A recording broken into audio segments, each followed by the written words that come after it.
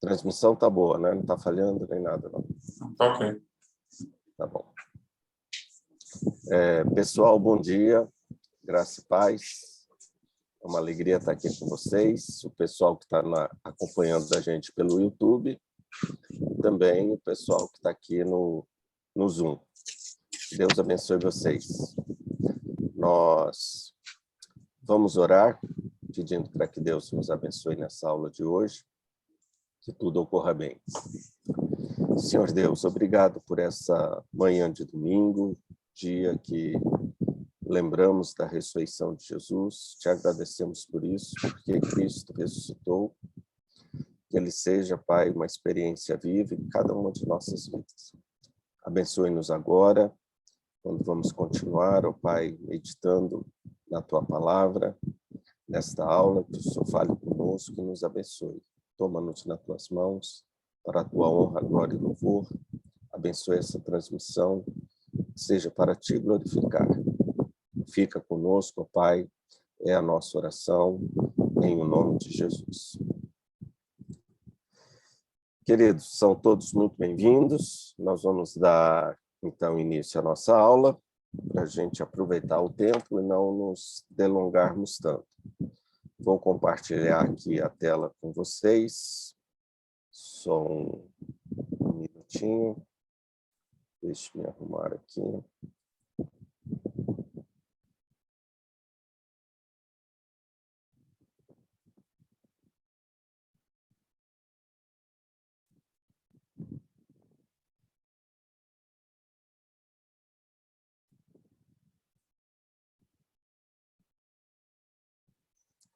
Ok.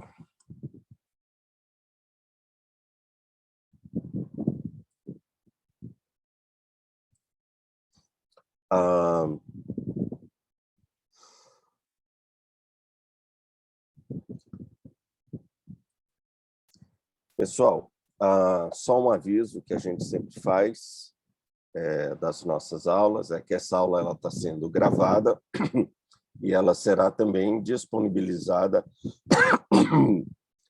no canal da IPN no YouTube. Então, você permanecendo nessa sala, você vai estar concordando com a disponibilização do vídeo e, caso ocorra, a reprodução da sua imagem ou da sua voz. Né? Então, fique tranquilo, obviamente, isso vai estar restrito a esta aula.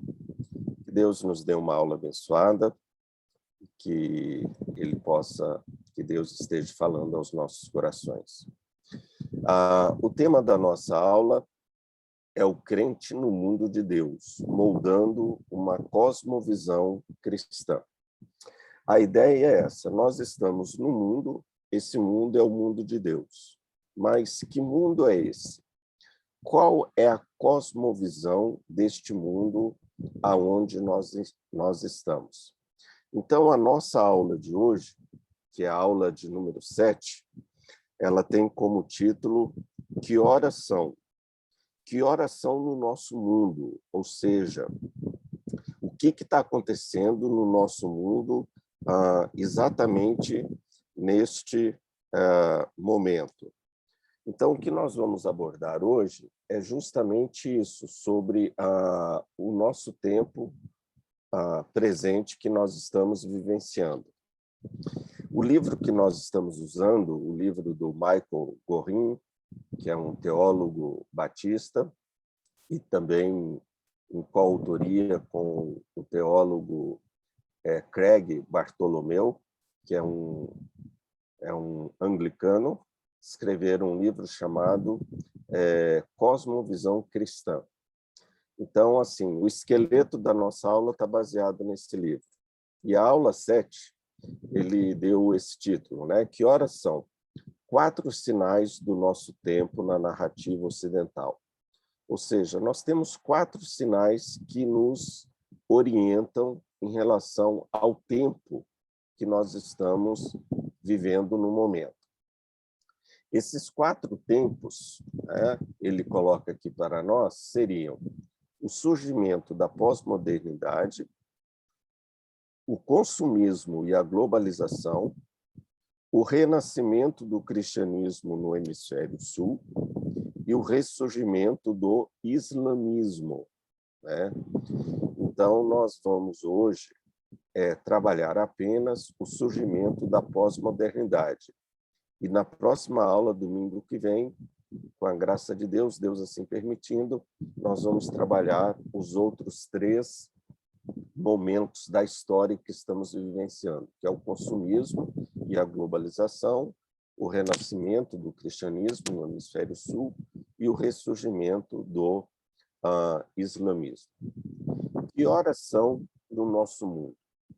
Que mundo é esse, neste exato momento da história que eu e você estamos vivenciando? A gente costuma dizer que nós, enquanto cristãos, nós precisamos fazer uma exegese, ou seja, uma interpretação, não apenas da Bíblia, mas precisamos também interpretar, fazer uma leitura da nossa cultura, do nosso tempo. Esse teólogo americano, Kevin Van Hooser, ele diz assim: se a teologia é o ministério da palavra ao mundo, segue-se que os teólogos devem saber algo sobre o mundo a que estão ministrando. Então, que mundo é este no qual nós estamos inseridos e para o qual nós estamos pregando o evangelho? Então, irmãos, observem que o nosso evangelho ele precisa ser relevante ao mundo e fidedigno também, fiel biblicamente. Ou seja, nós não podemos sacrificar os absolutos da nossa fé no altar da relevância ou no altar da cultura do mundo. Mas, ao mesmo tempo, não podemos fazer uma leitura acrítica do mundo onde nós estamos. Nós precisamos responder às perguntas que o nosso mundo está fazendo, né? E se nós não fizermos a leitura do mundo e não soubermos que mundo é este para o qual nós estamos pregando o evangelho, nós corremos o risco de estarmos respondendo perguntas que ninguém está fazendo. Esse teólogo, David Hellman, ele diz o seguinte: um ministério evangélico saudável é sempre contextualmente conduzido e contextualmente informado. Então, ele é contextualmente conduzido porque ele é conduzido a partir da Bíblia Sagrada, da revelação. E contextualmente também informado porque ele está falando na linguagem do mundo, não nos moldes do mundo, mas na linguagem do mundo. Se nós não soubermos a linguagem do mundo, como é que o mundo vai nos entender? É a mesma coisa de você falar em inglês com quem não sabe inglês. Então, para que a mensagem chegue até aquela pessoa que só sabe falar inglês, você tem que falar inglês com ela, mas sem ferir o conteúdo da mensagem. Esse é o ponto, né? Falamos na linguagem do mundo, mas sem mudar a mensagem que temos para levar ao mundo. Então, que mundo é esse que nós estamos inseridos hoje? É o mundo onde reina a filosofia pós-modernista, tá? Então, o que nós vamos trabalhar hoje é essa característica que o nosso mundo tem. Ou seja, esse tempo, as horas do nosso tempo, é justamente a situação em que essa filosofia pós-moderna está reinando. Então, pensemos um pouco hoje sobre o surgimento da pós-modernidade. O que é o pós-modernismo? Dentro da linha da história, desse timeline, nós podemos dividir, a grosso modo, da seguinte forma. Nós temos o pensamento antigo, que é chamado Idade Antiga, que vai aproximadamente de 200 a.C. a 300 depois de Cristo. Antes de 200 a.C. até 200 a.C., nós temos o período clássico, não é? Da filosofia grega, etc. e tal. De 300 a 1500, nós temos esse intervalo, que é o intervalo da Idade Média, aonde o que reina é o pietismo, é o sobrenatural bíblico, Tudo é explicado pelas escrituras, tudo é explicado pela igreja, tudo é explicado pela fé. E depois, então, vem o iluminismo, né? Onde nós temos a autonomia humana, onde o homem passa a descartar a pessoa de Deus. Eu não preciso mais de Deus para explicar a história, para explicar o mundo, eu preciso da razão, né? É a razão que explica a fé. Não é a fé que me leva à razão, mas é a razão que me leva à fé. E depois, então, dessa era moderna, caracterizada pelo cientificismo, pela autonomia humana, pela razão, pela objetividade da verdade, né? Pela pseudo-neutralidade da ciência. A ciência tem todas as respostas, né? A ciência é algo objetivo, é algo cartesiano, é algo matemático. Só que com a Primeira e a Segunda Guerra Mundial e alguns outros movimentos, começou a se questionar essa questão da objetividade e da razão. E os grandes bastiões da história, as grandes metanarrativas, elas começam a ruir, como, por exemplo, o socialismo, o comunismo, né, que cai por terra com a queda do Muro de Berlim em 1889. Então, vários estudiosos e filósofos eles tomam essa data de 1989 como um divisor de águas entre a era moderna e a era pós-moderna. Então, para muitos, o pós-modernismo, de fato, começa justamente com a queda do Muro de Berlim, com o questionamento da razão, o questionamento da verdade objetiva, o questionamento da ciência e etc. e tal. Que mundo é esse, então, que nós nos encontramos exatamente neste momento, que é chamado de era pós-moderna? Em 1979, o filósofo francês Jean-François Lyotard escreveu esse livro, A Condição Pós-Moderna. Esse livro, vejam, ele antecede 1989, que foi a queda do Muro de Berlim. Ele antecede 10 anos a queda do Muro de Berlim. E ele já começava a falar que nós já estávamos vivendo justamente a era do pós-modernismo, que é caracterizada pelo quê? É caracterizada, desculpe,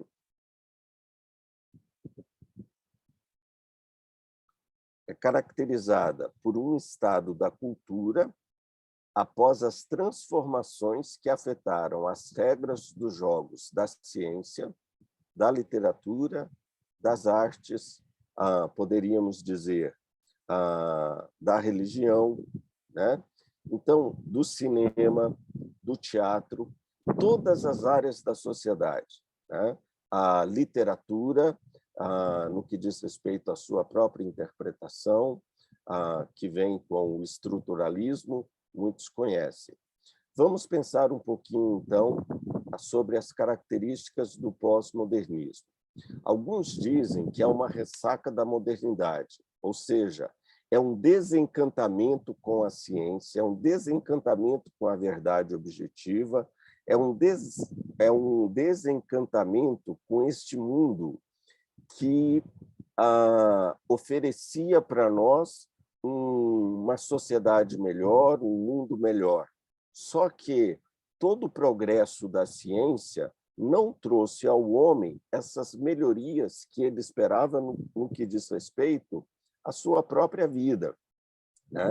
Então, vemos um homem ainda extremamente deprimido, extremamente perdido, apesar de toda a ciência, né? Outro ponto, o pós-modernismo não é um sistema doutrinário, mas é uma atitude cultural assumida por um grupo de pessoas cada vez maior. A gente vê isso hoje na televisão, no cinema, nas novelas, nos filmes, em Hollywood, nos livros que lemos, nos romances, nos desenhos animados que os nossos filhos assistem. Então, essa cultura pós-moderna tem invadido todos os âmbitos da nossa sociedade, a mídia, né? Então, é um movimento da cultura que rejeita o quê? Todos esses valores da modernidade e vê com desconfiança os princípios racionais, supostamente universais, desenvolvidos na época do Iluminismo, o que o nosso professor, presbítero José Cordeiro, já nos mostrou muito bem nas aulas anteriores. O pastor presbiteriano dos Estados Unidos, o Tim Keller, ele fala do mundo pós-moderno como um mundo pós-tudo.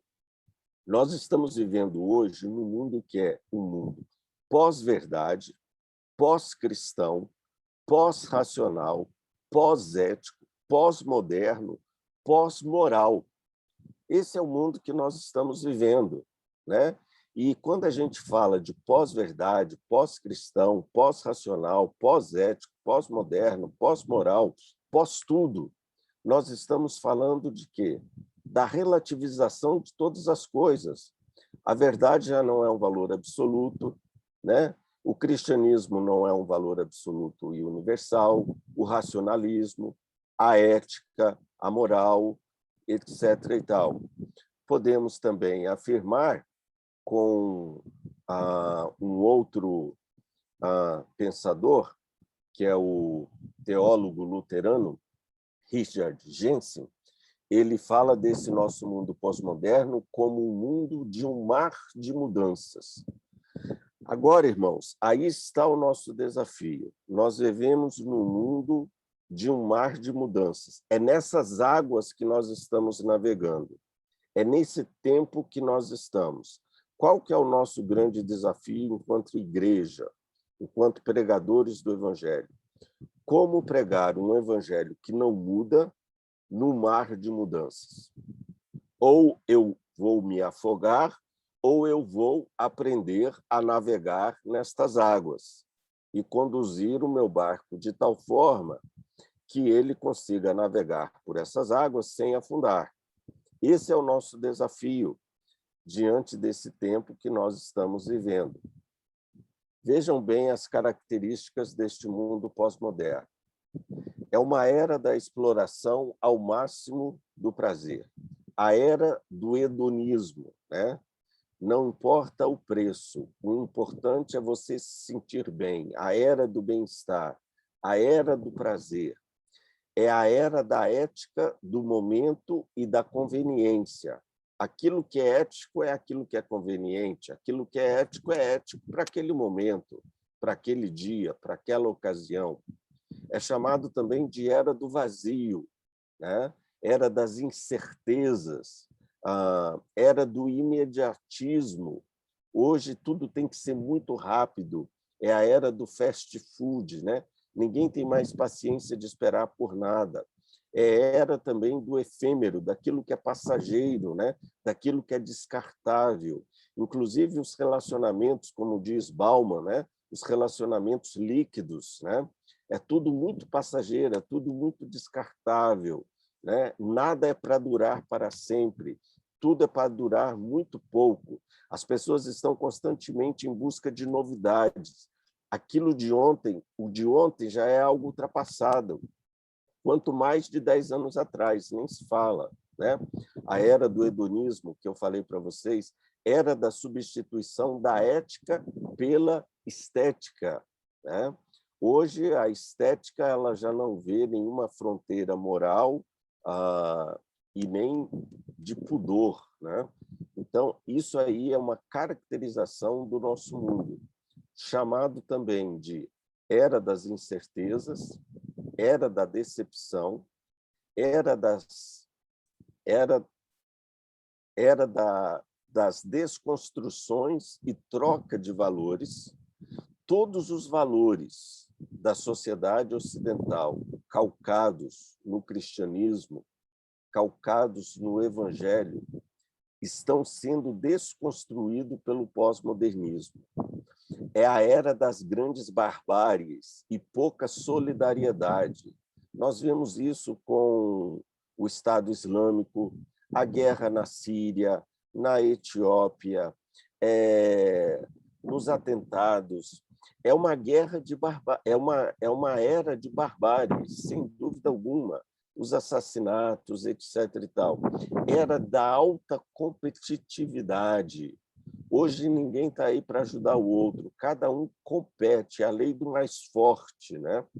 Era da lógica da acumulação de bens e das aparências, aonde tudo é simplesmente uma grande maquiagem. Esse é o mundo pós-moderno, é o mundo que nós estamos vivendo. Esse filósofo francês, o Gilles Lipovetsky, ele também chama essa era de era da decepção.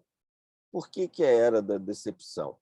Ele fala que a nossa sociedade é uma sociedade da decepção, porque nós estamos em um universo que promete a satisfação de todos os desejos e numa época em que, como nunca antes, se adoece de frustração. Quanto mais se torna dominante a ideia de que nenhuma vontade deve ser reprimida, mas cresce a incapacidade de lidar com a insatisfação. É uma sociedade que não sabe receber o não, né? É uma sociedade que quer ser satisfeita a todo e qualquer preço. E, obviamente, que essa sociedade vai se decepcionar, porque esse sistema cultural ele não vai dar à sociedade aquilo que ela mais precisa, que é paz na alma, que é tranquilidade no coração, ausência de ansiedade. Isso só o Evangelho pode dar. E eu e você sabemos disso. E o Evangelho não decepciona.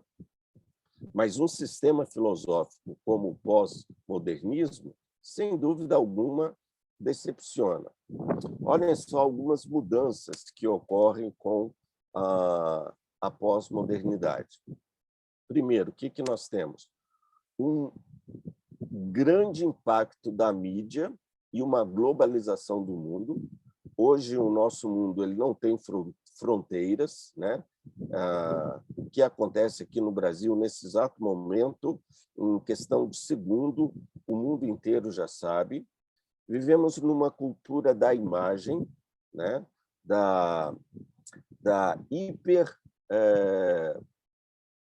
hipermodernidade no que diz respeito da hiperrealidade, né? A nossa comunicação, inclusive, é uma comunicação icônica. Veja, por exemplo, o nosso WhatsApp, né? As nossas mensagens. A gente nem usa mais palavras, nós usamos símbolos. Hoje, a imagem é a linguagem do momento. Uma alienação e passividade diante do mundo que aí está. Consumismo como referencial de valorização. Se você está chateado, se você está nauseado, se você está ansioso, aí você vai para o shopping, tenta comprar alguma coisa a fim de resolver o seu problema. Hoje as pessoas tentam resolver os seus problemas consumindo as coisas. Uma era também da incerteza social e econômica, tá? Um envelhecimento da população, a família em crise, né?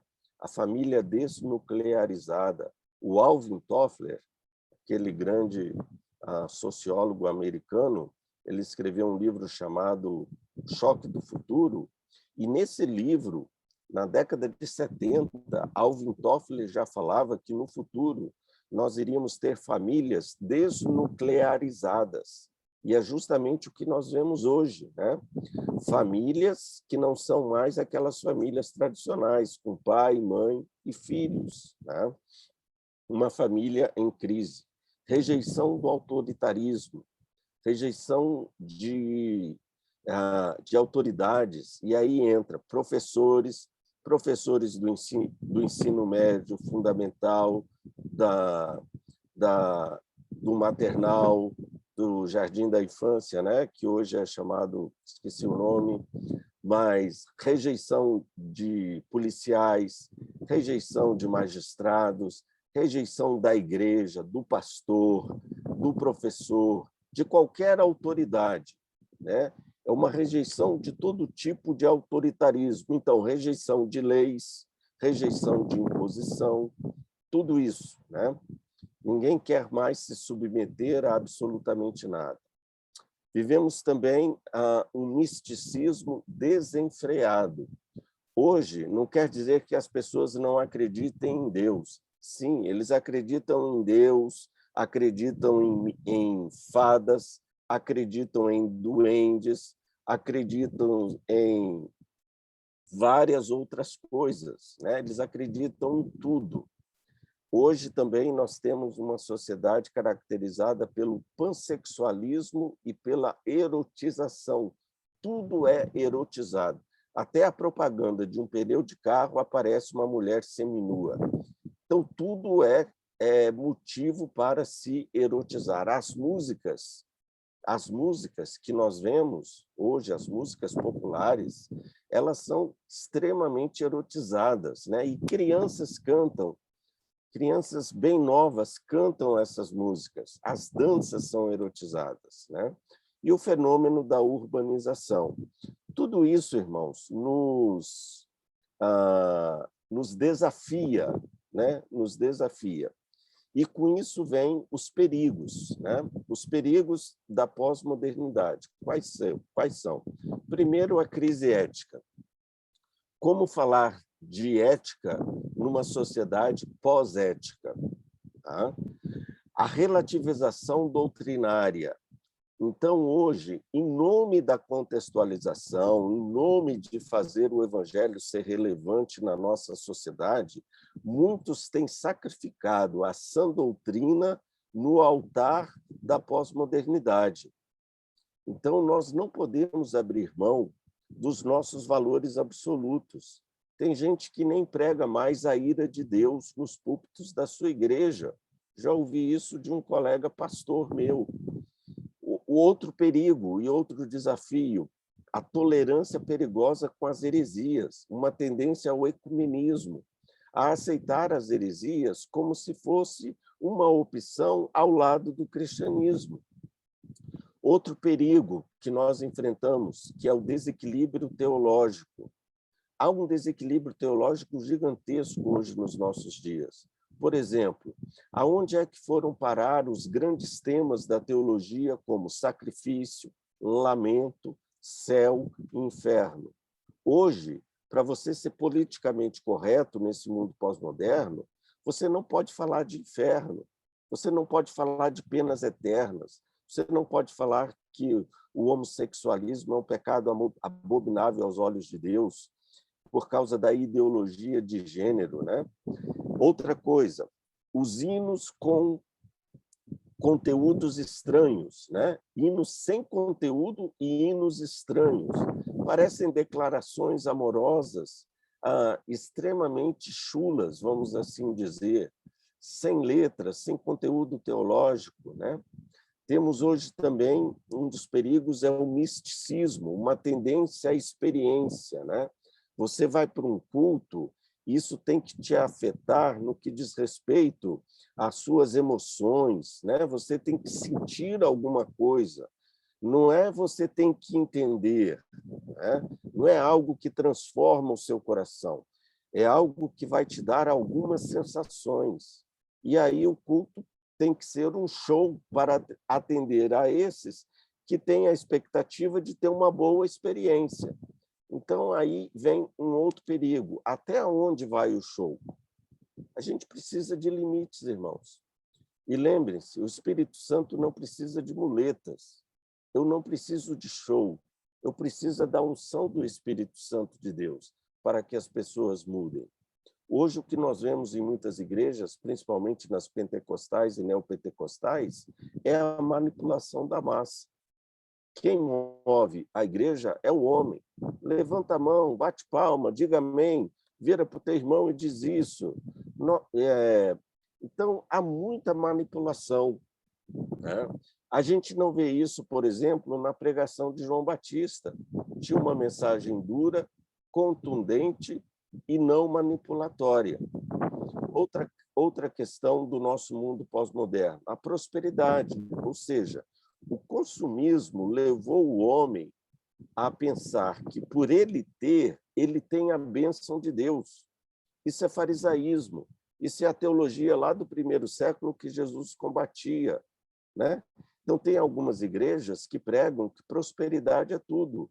Se você não tem um carro 0 km, se você não tem uma mansão, se você não tem um bom emprego, é porque você não tem fé, é porque você não tem feito por onde. Agora, presta atenção no Sermão do Monte. Dentro desse âmbito da prosperidade é tudo, aonde é que fica o Sermão do Monte? Aonde os humildes é que são felizes, aonde os que choram é que são felizes, aonde os mansos é que são felizes, aonde os misericordiosos é que são felizes, os limpos de coração é que são felizes, aqueles que são perseguidos por causa da justiça é que são felizes, os pacificadores é que são felizes. Aonde é que cabe o Sermão do Monte neste evangelho da prosperidade? Aonde é que cabe nesse evangelho da prosperidade Jesus e os pobres? Aonde é que está as parábolas de Jesus, os ensinamentos de Jesus que fala para a gente juntar tesouro no céu e não nessa terra? E Jesus fala juntar tesouro no céu, onde a traça e a ferrugem não corrompe.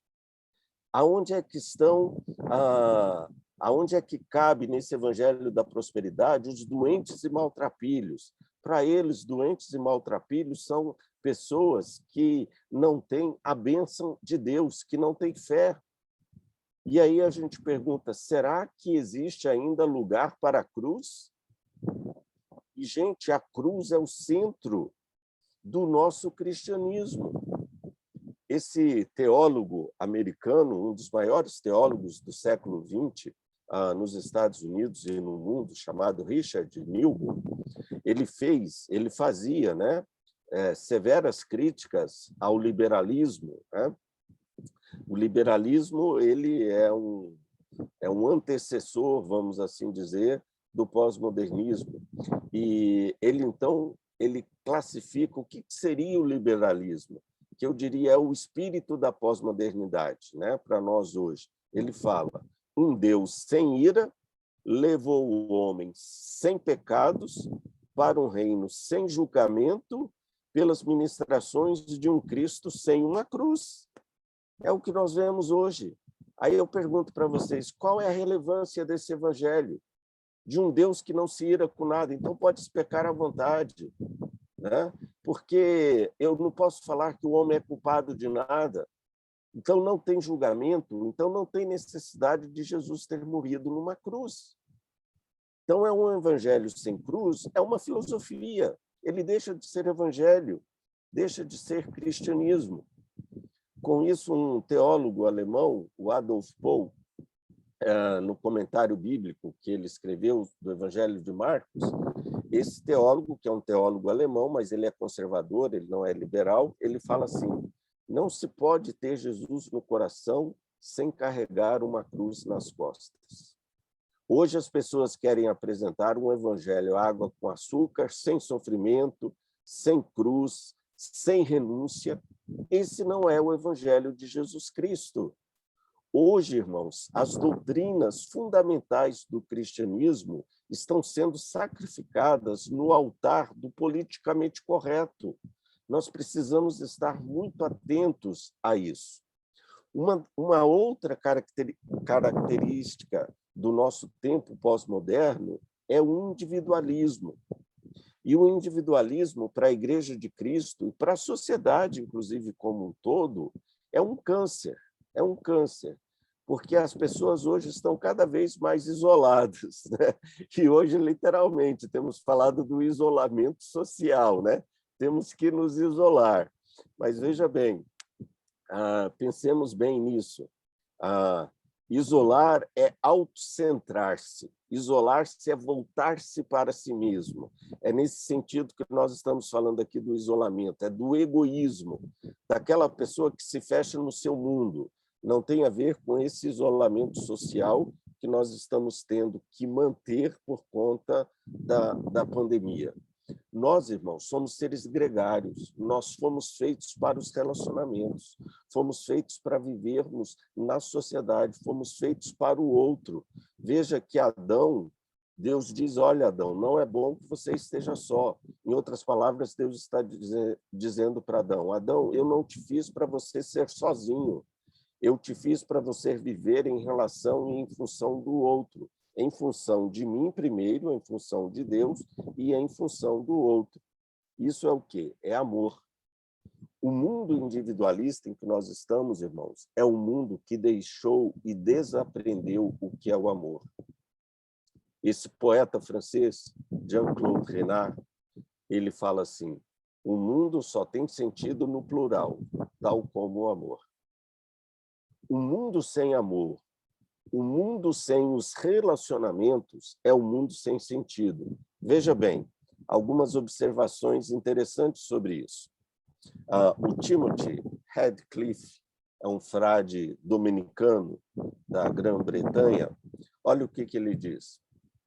O individualismo subverte as nossas vidas e a nossa felicidade. Hoje a gente vive naquela ideia, cada um dentro do seu quadrado. Irmãos, cada vez que a pessoa se fecha mais em si mesmo, no seu individualismo, mais triste ela se torna. Essa nossa sociedade individualista é uma sociedade feliz? Veja quantas pessoas ansiosas, quantas pessoas deprimidas, quantas pessoas se suicidando. Nós temos uma sociedade doente, uma sociedade que está na UTI, emocionalmente falando, psiquicamente falando, psicologicamente falando. Nós estamos vivendo numa sociedade doente por causa do individualismo. E o individualismo subverte as nossas vidas enquanto seres humanos e a nossa felicidade, sem dúvida alguma. Hoje, na nossa sociedade pós-moderna, o valor mais largamente partilhado da modernidade é o da liberdade. Então, as pessoas pregam, por exemplo, o individualismo em nome da liberdade. Eu sou eu e ninguém tem nada a ver com isso, eu faço aquilo que eu quero. Meu pai não tem nada a ver com o que eu faço, minha mãe não tem nada a ver com o que eu faço, o pastor não tem nada a ver com o que eu faço, a igreja não tem nada a ver com o que eu faço. É como se eles achassem que o individualismo lhes dão liberdade. Pelo contrário, eles são escravos do individualismo. O individualismo não liberta, o individualismo escraviza. O individualismo é muitas vezes entendido em termos de quê? De autonomia pessoal. Uma liberdade que nos encerra na solidão e que justifica o egoísmo narcisista da nossa época. É uma sociedade dos direitos, só que não são os direitos de todos, são os meus direitos. Esse escritor russo, o Alexander Solzhenitsyn, eu gosto muito dele, ele foi prêmio Nobel de Literatura, escreveu muito sobre os gulags, né? Ele morreu em 2008 e ele era convidado para falar nos Estados Unidos, dar discursos, palestras e aulas, né? E em um discurso que ele fez na Universidade de Harvard, ele criticou a sociedade ocidental. E nesse discurso, na Universidade de Harvard, ele disse assim, a nossa sociedade ocidental enfatiza mais direitos e liberdades do que responsabilidades e propósitos. Então, em nome dos direitos e em nome das liberdades, o direito e a liberdade, então, eles estão deixando de serem responsáveis e estão perdendo o propósito na vida deles. O Alexander Solzhenitsyn, então, nessa palestra, dizendo isso, ele virou para aquela turma de Harvard e disse para aqueles americanos, vocês não servem como modelo para o meu país. Essa é a sociedade onde nós estamos, né? Tem um livro recentemente lançado, o título é Direitos Máximos, Deveres Mínimos.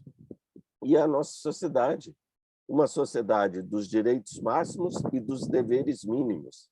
É a sociedade pós-moderna onde nos encontramos. Então, o que acontece? Nessa sociedade pós-moderna, liberdade e felicidade são equacionados com o quê? Independência e autossuficiência. Vejam o velho pecado do homem lá no Jardim do Éden, querer ser independente de Deus e autossuficiente. Então, a velha máxima da modernidade continua na pós-modernidade. É o homem achar que ele pode por ele mesmo, ele não precisa de ninguém. Por isso que muitos críticos, muitos sociólogos e filósofos, eles não gostam de falar de pós-modernismo, mas eles gostam de falar de hipermodernidade, porque muita coisa da modernidade ainda continua na pós-modernidade, como a autossuficiência, a autonomia humana, etc. e tal. Temos aqui dois teólogos, o teólogo Batista Strong e o teólogo presbiteriano, o Mason. Ele diz assim: a essência do pecado é o egoísmo. Hoje vivemos numa sociedade egoísta. Veja a questão da vacinação. Quantas pessoas querem furar a fila? No momento que alguém quer furar a fila da vacinação, ele está expressando um caráter o quê? Egoísta. Né? O Strong, esse teólogo, ele diz assim: nós sustentamos que o princípio essencial do pecado é o egoísmo. Foi o pecado de Adão e Eva. Quererem ser Deus, quererem ser eles mesmos, independentes de Deus. Por isso que se diz que hoje nós vivemos a geração do eu, o me generation, né? A geração do eu. Temos hoje o quê? Um individualismo ocidental, que é extremamente doentio, pois esse individualismo ele inverte a lógica existencial, qual seja, tornar-se pessoa sendo o mais independente possível das outras pessoas.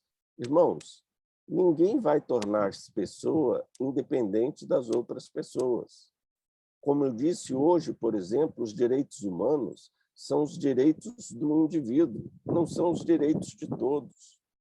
A economia liberal ou neoliberal que nós temos hoje, ela está baseada nos interesses do indivíduo e não no interesse da sociedade. Veja o nosso país, por exemplo, o que é legislado, o que é falado, é para atender o interesse de uma oligarquia, é para atender o interesse de pessoas, de homens. Né? Qual que tem que ser a nossa resposta, irmãos? A nossa resposta a esse mundo hedonista, a esse mundo autocentrado, a esse mundo narcisista, esse mundo individualista.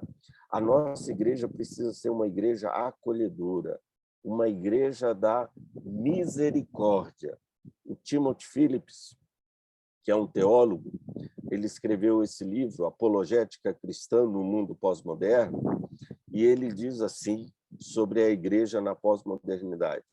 Olha só, os pós-modernos compreenderão melhor o que seja um Deus santo, amoroso, justo, perdoador, doador de si, abundante em graça, quando puderem ver uma comunidade que seja amorosa, acolhedora, santa, justa, misericordiosa e repleta da graça de Deus.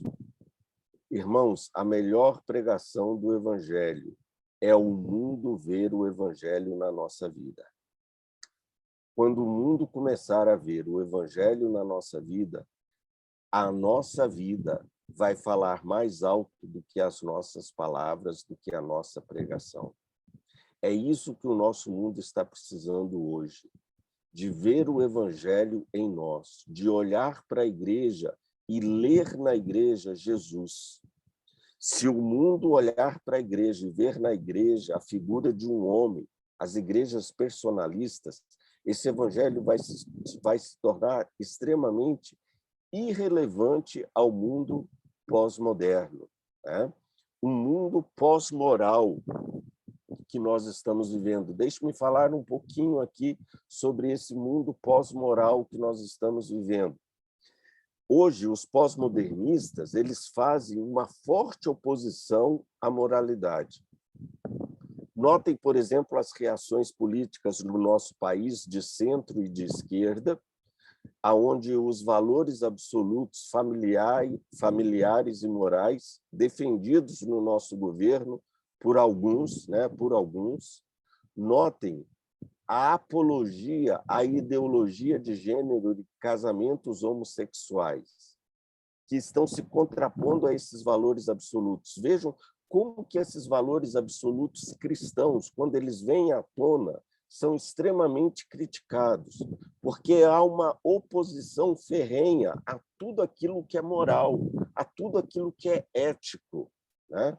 O Albert Mohler, nesse livro que ele escreveu, Deus Não Está em Silêncio, pregando no mundo pós-moderno, esse livro ele já foi traduzido para o português, um livro excelente, vale a pena vocês lerem.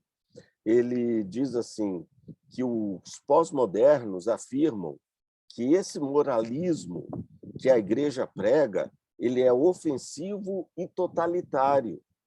Nós temos que deixar as crianças escolherem o sexo que elas quiserem. Temos que deixar os adolescentes terem as suas relações sexuais. Não importa, deixem eles viverem. Então, é um mundo realmente pós-moral. Esse filósofo francês, vale a pena vocês lerem, chamado Gilles Lipovetsky, ele é um teórico da hipermodernidade, ele é um dos que falam que vivemos mais um tempo não pós-moderno, mas hipermoderno. Ele escreveu esse livro chamado A Sociedade Pós-Moralista, o crepúsculo do dever e a ética indolor, né, dos novos tempos democráticos. É o retrato do nosso tempo. Olha o que ele diz. Ele fala assim, hoje, o muro daquilo que é imoral, pecado e passível de censura está cada vez mais baixo. Olha que interessante, irmãos. A figura que ele está usando tem um muro alto, absoluto, verdadeiro, que separa aquilo que é imoral do que é imoral, aquilo que é pecado daquilo que não é pecado, daquilo que é censurável e daquilo que não é censurável. Então, existe um muro, existe uma antítese, há um pensamento antitético entre o que é pecado e o que não é pecado, entre o que é verdade e o que não é verdade. Então, esse muro de separação entre o que é moral e o que não é moral, o Lipovetsky está dizendo, ele está cada vez mais baixo.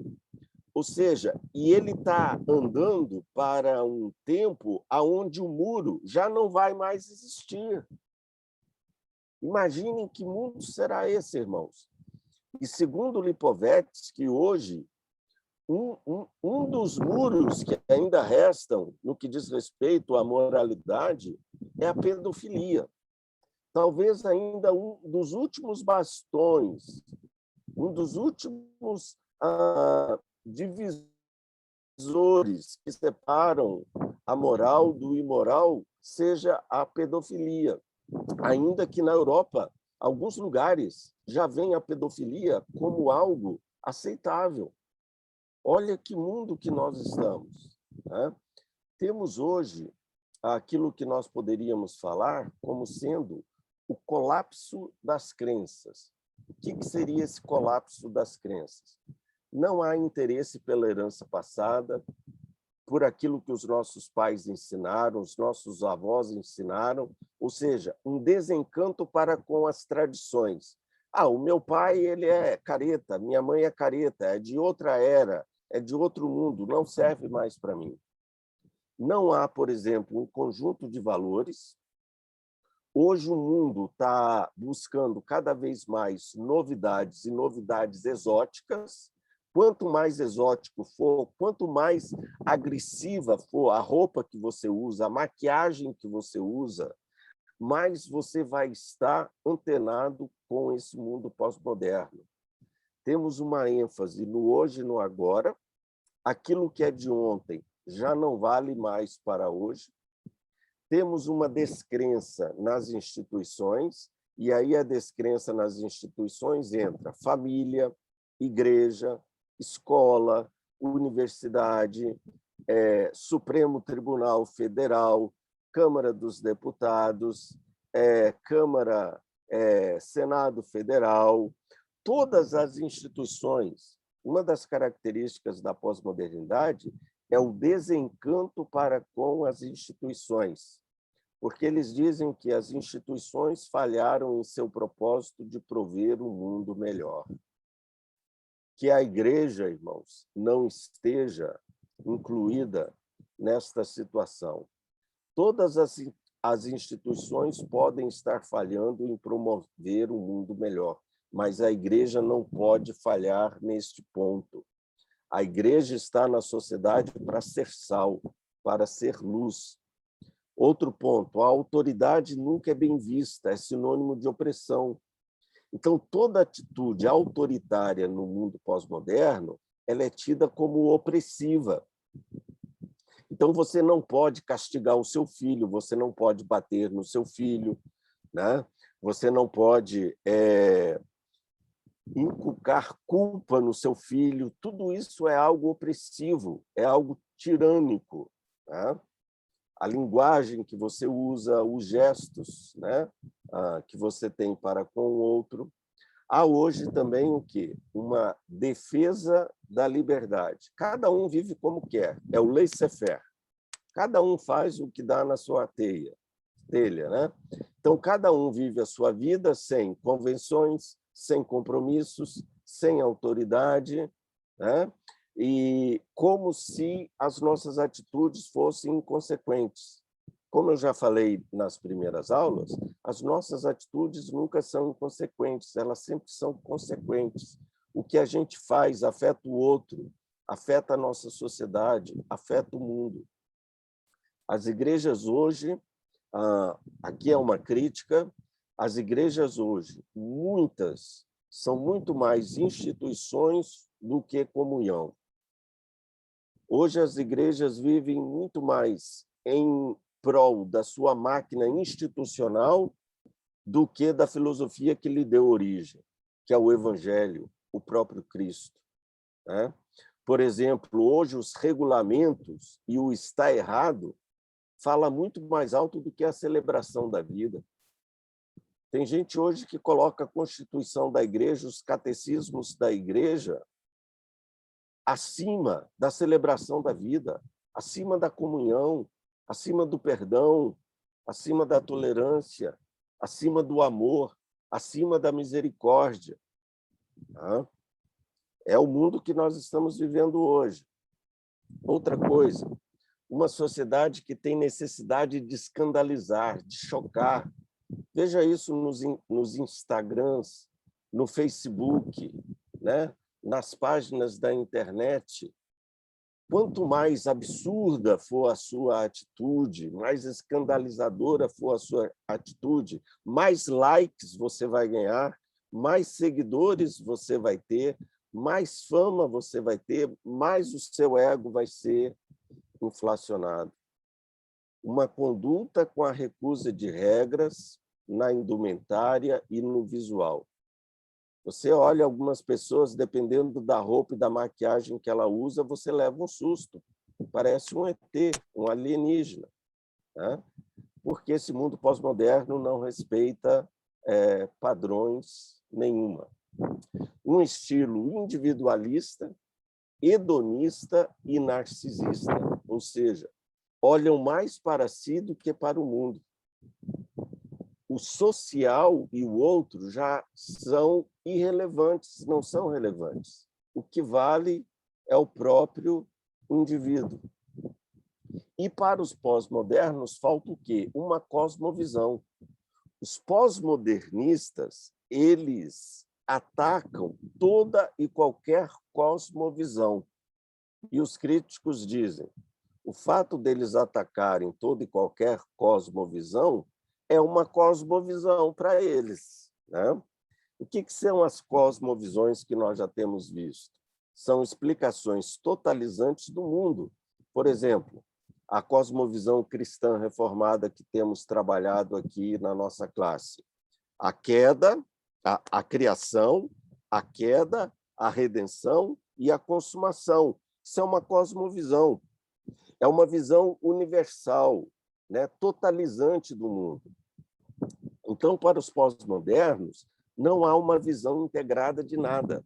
É aquilo que os sociólogos e filósofos chamam de sociedade fragmentada, né? Cada um faz a sua crença, cada um faz a sua religião. Hoje, a religião não é da coisa pública. Religião hoje é algo da vida privada. Religião não tem a ver com a sociedade, religião tem a ver com a vida privada. Cada um acredita naquilo que ele quer e ninguém tem nada a ver com isso. Tá? Outra característica, né? A perda do sentido da história, né? Essa questão da cosmovisão. Não existe mais uma visão global da vida, né? Porque para eles também a vida também não tem sentido nenhum. Né? O que existe é uma visão fragmentária.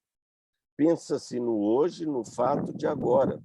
Perdeu-se a visão do passado, temos um presente vazio e um futuro que não tem significado algum. Então, não existe mais essa integração entre passado, presente e futuro. Pós-moderno ainda, na questão da perda do sentido da história, ele opta pelo quê? Pelo efêmero, pelo modismo, pelo fragmentário, pela descontinuidade de todas as coisas. A vida não tem dimensão linear, sem propósito, sem sentido nenhum. Concluindo, irmãos, já estou indo aqui para o final. Esse psicólogo, e ele é psicoterapeuta também, o Alex de Paula Tavares, ele fala assim: tantos desequilíbrios externos refletem um maior, o interno. Irmãos, quem é que tem resposta para isso? A igreja. Jesus nos ensinou que a sociedade vai ser transformada quando o coração do homem for transformado. O exterior começa a ser diferente quando o nosso interior é diferente. É justamente isso que esse psicólogo está dizendo. Se o nosso coração não for mudado, não é uma filosofia que vai mudar. Concluo falando sobre a questão da verdade. Hoje, na sociedade pós-moderna, uma das coisas que mais estão sendo atacadas é justamente os valores absolutos, a questão de uma verdade absoluta. Esse antropólogo e pensador, filósofo, o Ernest Gellner, ele fala assim, nesse livro Pós-Modernismo, Razão e Religião, ele diz assim: as coisas devem ser verdadeiras antes que possam pretender outros méritos significativos. Sem verdade, tudo mais não tem valor. Por isso que nós estamos vivendo, irmãos, num mundo perdido. Veja o que esse professor de Oxford, o Felipe Fernandes Armesto, ele escreveu esse livro, Verdade, uma História. Recomendo a leitura. Livro maravilhoso, excelente. Ele é o chefe de departamento de História de Oxford. Ele diz assim: quando as pessoas cessam de acreditar em alguma coisa, não passam a não acreditar em nada, mas a acreditar em qualquer coisa. É justamente isso. Hoje, irmãos, as pessoas, elas não querem uma religião, elas querem expressar a sua espiritualidade. Outro dia tinha uma pessoa lá na igreja, um senhor, e ele dizia assim: que bom que o senhor está vindo aqui na nossa igreja. De manhã eu vou na igreja católica, à tarde eu vou no terreiro e à noite eu vou numa igreja evangélica. Ou seja, e aí ele disse assim: eu estou exercendo a minha espiritualidade. Né? Então, eles acreditam em qualquer coisa. É a sociedade onde nós estamos. E o Felipe, esse autor, ainda diz assim: toda tentativa de ser melhor, toda tentativa de construir relações felizes e sociedades prósperas começa com duas questões. Como posso distinguir o certo do errado? E como posso distinguir entre o verdadeiro e o falso? Se uma sociedade não vive a partir desses valores absolutos, ela não vai para frente. E ele diz assim: creio de fato, é impossível ser humano sem ter um conceito de verdade. Por isso que a Bíblia fala: conhecereis a verdade e a verdade vos libertará. Não tem nada a ver esse versículo na boca de alguns políticos aí que a gente tem ouvido eles falarem esse versículo, né? Conhecereis a verdade e a verdade vos libertará. O mundo está escravizado, porque para eles já não existe mais verdade. Essa é a nossa geração. Deixo aqui algumas reflexões para nós. Os Guinness foi um missionário ali na China. Ele tem alguns livros em português, esse ainda não foi traduzido para o português, mas é um autor maravilhoso, fantástico, já li muita coisa dele. Ele escreveu esse livro, Fit Bodies, Fat Minds, ou seja, corpos sadios, fininhos, esbeltos e mentes gordas, doentes, né? Aí o subtítulo é Por que os evangélicos por que os evangélicos não pensam naquilo que eles estão fazendo? Tá? Uma geração, o Isaltino é meu professor, vocês têm visto ele sendo citado aí, ele foi meu professor, e ele escreveu também alguns textos sobre pós-modernidade, muito interessante. Ele diz assim: a nossa geração é uma geração obesa de corpo pelos excessos alimentares e esquelética de conteúdo pela falta de sentido. Fútil mesmo, porque quando se perdem os ideais, a vida se empobrece. Esse, irmãos, é o mundo que nós estamos. E aí ele fala assim: em termos de culto, de vida na igreja, nós podemos dizer o seguinte: as pessoas irão por um mês, elas fazem por um mês uma corrente de culto para receberem riquezas, mas elas não terão ânimo para uma vigília de oração para a conversão dos perdidos. A própria igreja evangélica se tornou pós-moderna. Ela se preocupa consigo mesma e não com o mundo perdido. Então, fica aqui dois desafios que eu deixo para vocês. O primeiro desse sacerdote franciscano, Berkenbroek. Ele diz: longe de achar que a pós-modernidade e o seu modo de vida representam ameaça ao cristianismo ou muitas perdas, acho que ele coloca para o cristianismo a questão da autenticidade cristã. Irmãos, quanto menos autêntico for o evangelho, mais pós-moderno ele vai ser e mais irrelevante ele será. Então, o pós-modernismo, em outras palavras, ele está colocando em xeque a autenticidade do evangelho que nós pregamos.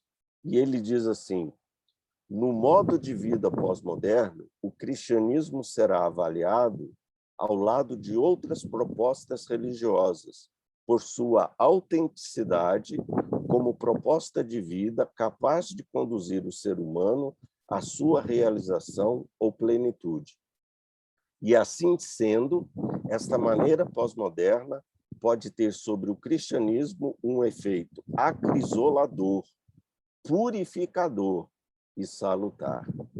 É tempo, irmãos, de nós voltarmos ao evangelho autêntico e não sacrificarmos a nossa fé, os nossos valores absolutos, as nossas doutrinas absolutas no altar da pós-modernidade, no altar desta cultura pós-moderna. Que Deus nos dê graça e nos ajude. Tá? Vocês têm aí esse QR Code, pode direcionar o seu celular para ele, para você avaliar a nossa aula de hoje. Quero voltar aqui, ver se alguém tem alguma contribuição, alguma pergunta a fazer.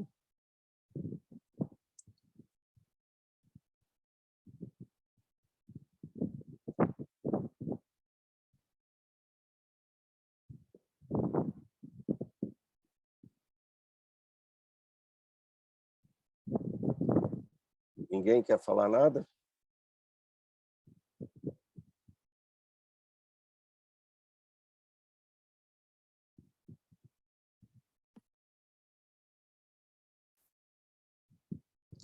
Ah,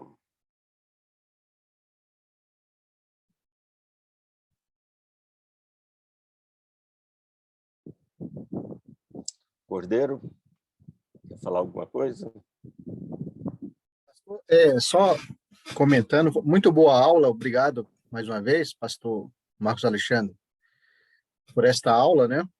E essa semana a Folha de São Paulo publicou uma reportagem, né? Uma matéria sobre o medo que as pessoas estão sentindo agora nesse momento de pandemia, né? Uhum. Então, segundo essa matéria, muitas pessoas estão com medo, assustadas, porque elas não estão entendendo o que está acontecendo com o mundo, né? Uhum. E nessa reportagem também, nessa matéria, lá estava falando que, porque as pessoas estão com esse medo, então elas estão procurando cada vez mais qualquer religião, ou Sim. seja, elas estão procurando algo que explique para elas o que está acontecendo. Então, elas estão Uhum. assustadas, com medo da pandemia, e isso está levando as pessoas a procurarem cada vez mais algum tipo de religião. Sim. Então, as pessoas estão tentando encontrar uma explicação para o que está acontecendo no mundo em relação à pandemia, justamente nas religiões. E aí entra a história do misticismo, né? Porque as pessoas Sim. estão procurando religiões evangélicas, estão o cristianismo, o espiritismo, a Umbanda, muita gente procurando Umbanda, Exatamente. né? O Os terreiros, islamismo. O o islamismo. islamismo, né? Então, esta realmente é uma marca da pós-modernidade, o misticismo. As pessoas Sim. ficam com medo e tentam se agarrar em algo que lhes dê segurança ou algo que explique o que está acontecendo, né? Então, muito interessante Exatamente. essa. O que nós precisamos é identificar os ídolos e confrontar esses ídolos e apresentar para elas a resposta a essa idolatria. Porque nós somos seres religiosos. Não existe pessoas ateias, até o ateísmo é uma religião, né? Então, por detrás de toda cosmovisão, existe um sentido religioso. São os ídolos que as pessoas criam. E se ela não adorar o Deus vivo, ela vai estar adorando qualquer outro ídolo, né? Qualquer outro ídolo. Então, o pós-modernismo ele tem levantado muitos ídolos, né? Muitos ídolos. Porque Calvino dizia, o homem ele tem a semente da religiosidade no seu coração, né? O homem é um ser religioso. Se ele não encontrar o Deus verdadeiro, ele vai ser um idólatra, né? Ele vai ser um idólatra, sem dúvida. É o que muitas vezes acontece com os indígenas, né? Eles têm aquele Sim, sentimento religioso, então eles saem isso, procurando ali na natureza alguém que possa ser o Deus deles, né? exatamente, exatamente. É isso aí. Bem, pessoal, mais alguém quer falar? Damos aqui um tempinho, senão nós vamos concluir a nossa aula e domingo que vem, com a graça de Deus, vamos continuar. Gente, agradeço a atenção de todos. Cordeiro, Pedro, obrigado aí, Pedro, pela ajuda de sempre. Deus te retribua. A todos um bom domingo, um bom almoço aí com a família e até a noite, se Deus quiser. Fiquem na paz de Cristo. Shalom.